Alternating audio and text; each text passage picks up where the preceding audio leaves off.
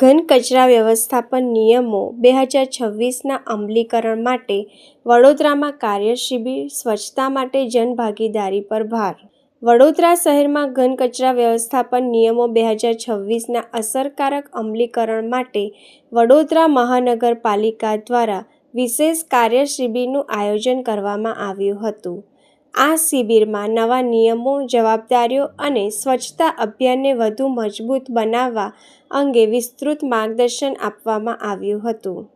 Gotri Sevasi road સ્થિત federation of Gujarat industries auditorium ખાતે વડોદરા મહાનગરપાલિકા દ્વારા ઘન કચરા વ્યવસ્થાપન નિયમો 2026 અંગે કાર્યશિબિર યોજાઈ હતી. નામદાર સુપ્રીમ કોર્ટના માર્ગદર્શન તેમજ કેન્દ્ર અને રાજ્ય સરકાર દ્વારા કરવામાં આવેલા નવા સુધારાઓને ધ્યાનમાં રાખીને આયોજિત આ શિબિરમાં પાલિકાના ચૂંટાયેલા પ્રતિનિધિઓ, પદાધિકારીઓ, કાઉન્સિલરો અને અધિકારીઓનો નિયમોના અમલીકરણ અંગે માહિતગાર કરવામાં આવ્યા હતા. મ્યુનિસિપલ કમિશનર અરુણ મહેશ બાબુએ જણાવ્યું હતું કે નવા સોલિડ વેસ્ટ મેનેજમેન્ટ નિયમો હેઠળ માસિક રિવ્યૂ, રિપોર્ટિંગ અને વિવિધ વિભાગોની જવાબદારીઓ અંગે માર્ગદર્શન આપવામાં આવ્યું છે. તેમણે ભારપૂર્વક જણાવ્યું કે સ્વચ્છતા માત્ર કોર્પોરેશનની જવાબદારી નથી, પરંતુ સામાન્ય નાગરિકોની સક્રિય ભાગીદારીથી જ તેને જન આંદોલનનું સ્વરૂપ આપી શકાય. કાર્યક્રમમાં mayor Gitaben Makwana, deputy mayor Aditya Patel, સ્થાયી સમિતિના અધ્યક્ષ વર્ષાબેન વ્યાસ, શાસક પક્ષના નેતા શ્વેતાબેન માછી, દંડક વિજય ચૌહાણ સહિતના મહાનુભાવો ઉપસ્થિત રહ્યા હતા.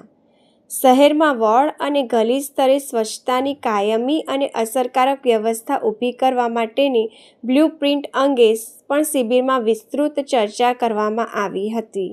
વડોદરા મહાનગરપાલિકા દ્વારા યોજાયેલી આ કાર્યશિબિરનો મુખ્ય હેતુ નવા ઘન કચરા વ્યવસ્થાપન નિયમોનો અસરકારક અમલ કરીને શહેરને વધુ સ્વચ્છ, સુવ્યવસ્થિત અને જનભાગીદારી આધારિત બનાવવાનો રહ્યો હતો.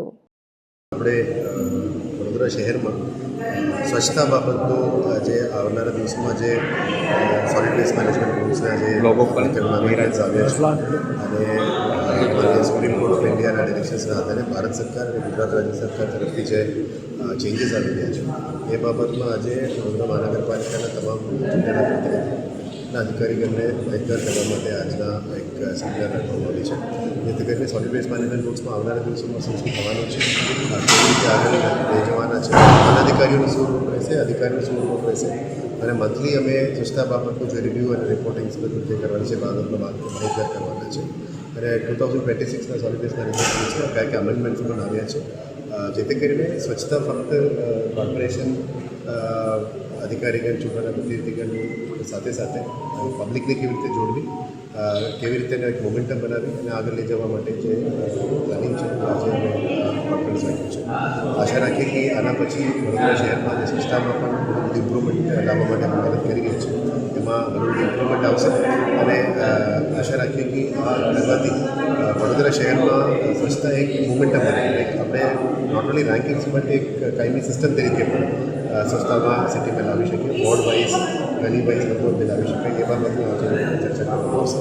અને રાજ્ય સરકાર અને ભારત સરકારની અમેન્ડમેન્ટ્સ જે પણ આવી છે એને પણ આજે માહિતી ઓકે. આજે વહીવટીતંત્ર દ્વારા એક ઘન કચરાની વ્યવસ્થાપનનો એક કાર્યક્રમ રાખવામાં છે. એમાં મેયર તેમજ બધા કાઉન્સિલરો, રાજ્યની પદાધિકારીઓ, કમિશનરશ્રી સૌ સાથે મળીને કાર્યક્રમો નિહાળીશું. અને એમાં મેઇન વસ્તુ એવું છે કે કચરો જે આપણે જ્યાં ત્યાં ફેંકીએ છીએ એનો એક ઉકેલ લાવવા માટેનો એક કાર્યક્રમ છે. કચરાની વ્યવસ્થિત જગ્યાએ આપણે એને સૂકો, ભીનો અને હાનિકારક કચરાને અલગ અલગ રાખીને આપણે ડોર દ્વારા એનો નિકાલ લાવવો જોઈએ. અને જે સંસ્થાઓ વધારે પડતો કચરો ઉત્પાદન કરે છે એને પણ એને પોતાની જાતે એનો વ્યવસ્થા કરવાની રહેશે. તેમજ જે કચરો આપણે બને તેટલું કચરાનું ઉત્પાદન બને એટલું ઓછું કરે તો પર્યાવરણને જાળવવા માટે સારું છે. અને જે જ્યાં ત્યાં કચરો ફેંકે છે એનું આપણે કોર્પોરેશન દ્વારા ઘણી જગ્યાએ 35 લોકો પાસે 5 થી 1000થી વધારે દંડ વસૂલાતની પણ જોગવાઈ કરી છે અને દંડ પણ ત્યાંથી લેવામાં આવે છે. આપણે નાગરિકો, કાઉન્સિલરો તેમજ દરેક પદાધિકારીઓ અને સૌ સાથે મળીને જો આપણે એક સારું એવું આયોજન કરીએ તો આપણું વડોદરા શહેર નહીં પણ ભારતભરમાં આપણને એક સરસ એવો મેસેજ પહોંચશે અને આપણો દેશ એક સરસ એવો સ્વસ્થ અને સુંદર દેશ છે.